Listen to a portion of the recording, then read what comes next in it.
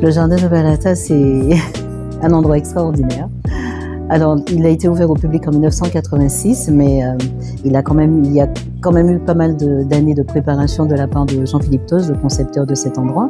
Donc, en fait, à l'origine, cette maison dans laquelle nous nous trouvons était la maison de vacances de sa grand-mère, dans laquelle, à l'arrière de laquelle il y avait, comme partout en général à la campagne, un petit bout de jardin avec des plantes, des petites fleurs, des arbres fruitiers, etc. Lui, passionné de plantes, et à chaque fois qu'il voyageait, il ramenait souvent des choses, ou quand il en trouvait en Martinique, il ramenait souvent des choses qu'il aimait. Donc, il parquait un petit peu tout ici. Puis un jour, Monsieur Toz s'est dit, bon, pourquoi pas ne pas en faire quelque chose.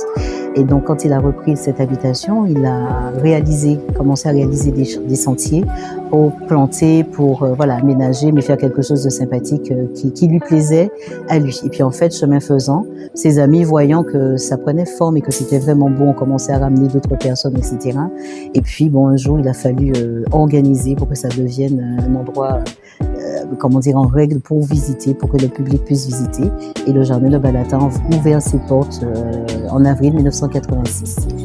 Alors on retrouve un peu de tout, mais on aura une très belle collection de broméliacées, de palmiers, de bambous également qu'on peut retrouver, une belle zone d'héliconia. On aura des roses de porcelaine, des balisiers rouges, le balisier King Kong, etc. Donc ce sont des atmosphères qui sont créées tout au long du jardin et qui permettent à celui qui y découvre en fait de pouvoir voir différentes atmosphères et puis que cette sensation de bien-être que M. Toz recherchait lui-même, que ça soit imprégné en chacun.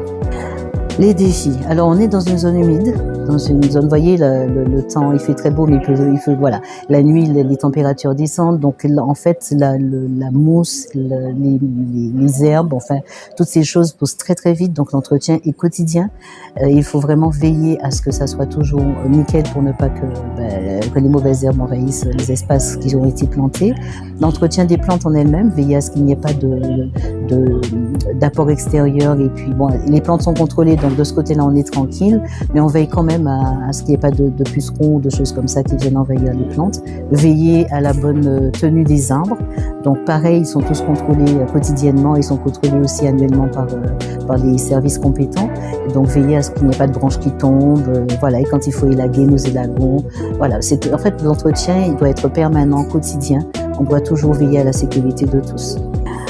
Nous sommes 4 jardiniers, une dizaine de personnels administratifs à accueil. Donc on est en tout 14.